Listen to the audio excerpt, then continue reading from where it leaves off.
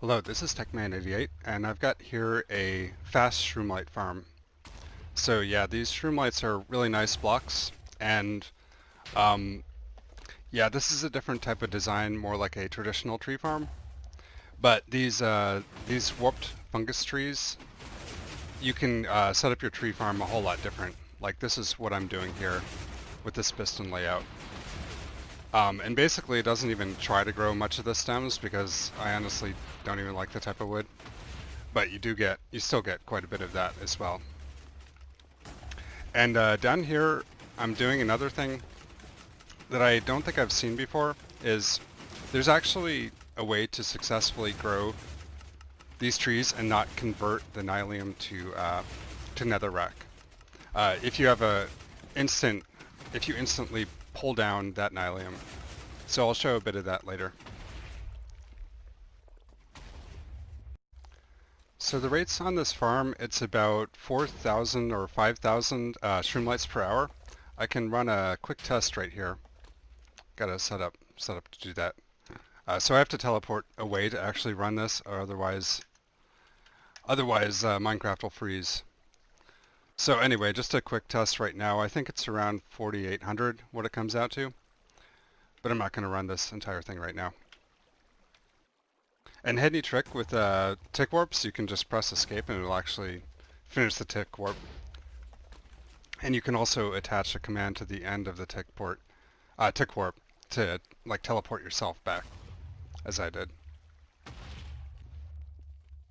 Another thing I was doing is just a bit of test to see like where the shroomlight's generated, like see how high the tree would generate on average, just so that I knew that this sort of piston layout would be okay. This is a 14 high stack of pistons, and this will handle pretty much everything, and just the two TNT blasters just seem to do it fine.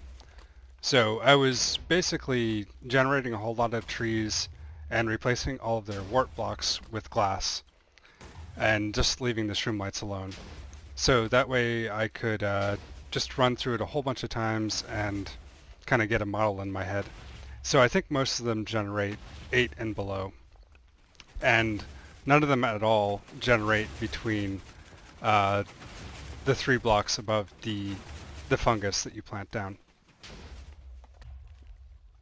So if you've been watching my videos for a long time, you might recognize this sort of design as similar to my spruce deuce tree farm, where I blow up the TNT on the side right here, and the obsidian is going to block most of the explosion, but it'll blow up most of these blocks, so you end up with an almost kind of flat face. It's not quite flat just because of the way I'm doing pushing the pistons around. But it actually turns out this works pretty well, especially with how items seem to drop a bit differently in these newest versions. So, yeah, I'm synchronizing the TNT blast with the piston pushes, so you can see back here kind of what's going on. I have a double piston extender right here, which the back piston stays extended while the front piston is doing its thing. That's actually quite important. You want to have all the spaces in this area filled up with pistons or anything like that, piston heads or pistons, just because if a wart block grows back here, like if you did a fast pulse and lost the front piston, you would end up with just a million wart blocks inside your machine, and it'd be a real pain in the butt to fix that, to clean that up and everything. So yeah, so you might ask why I'm actually synchronizing the piston pushes with the explosion. Because these blocks have blast resistance 1. The reason is because blast resistance 1 is actually quite a bit more than blast resistance 0. That's what the block 36 has, the moving blocks. So yeah, it turns out to be a lot better to actually synchronize this if you want to make a fast farm. And just while I remember it, another thing of note with these farms is, like these pieces of glass right here, you need to remember to put them in, because otherwise this stuff is going to cut off the signal, and that will confuse you for a bit. Another thing different about this farm is the way I'm doing the detection and everything with the growing. It's more like a traditional tree farm in this sense, but you can see like I'm not feeding into any logic from back here.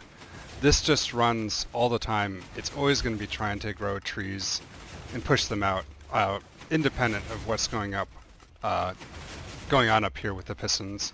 This is totally not how you would do a tree farm, but in the case of a shroomlight farm, when you're trying to make it fast, it's actually a really good idea to do this, so long as your machine is nice and robust like this one.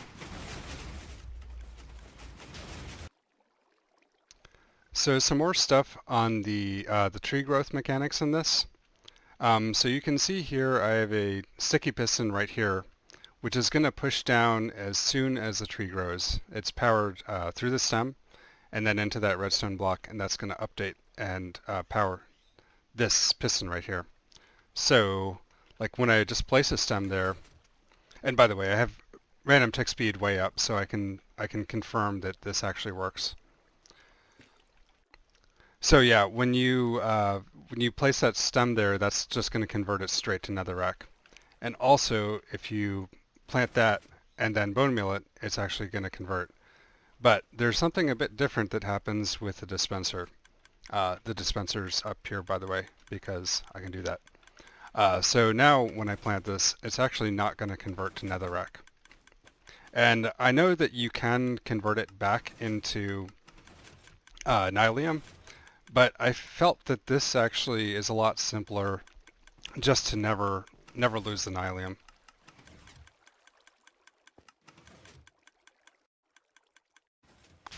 One other thing you might not have seen a lot of is this sort of TNT duper. So I really prefer this type of design right here, where I'm just letting it flow through water and then fall down. And one thing I recently discovered is that you can get quite a lot of different heights just by placing different sorts of blocks under there. Like here's a chain, and over here is just a full block. So you can get a height difference of about 6 if you use these two blocks. Like this one on the left is about 6 or 7 higher than this one. And yeah, I calculated it all out just so that this TNT would land at the right height. I also wanted to show my survival build of this just so you can see some of the surrounding infrastructure involved, and also just get a look at something that's a little bit better looking. Yeah, the creative build is just obsidian because I like to build with that creative. But yeah, anyway, yeah, like down here, this is some composters to convert the warped stuff into bone meal, and then send it back up this tube, and then into the chest. And this can also request bone meal from another part of the world. It just gets sent up this tube from a network of tubes down here, which I'm not going to cover too much about now. And this over here, this is a mushroom farm for those, or fungus farm or whatever. Just a simple one, kind of like a flower farm. So yes, that obviously is necessary if you're doing a farm like this.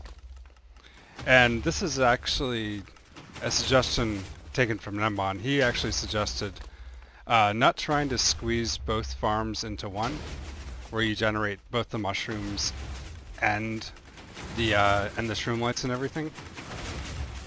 So yeah, I thought it was easier just to separate it into 2 tasks.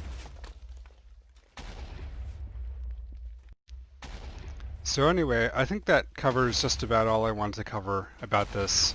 I will have a cleaned up world download in the description, and I'm gonna try and fix up the wiring. I'll probably put it more towards the survival build. Anyway, thank you for watching, and goodbye.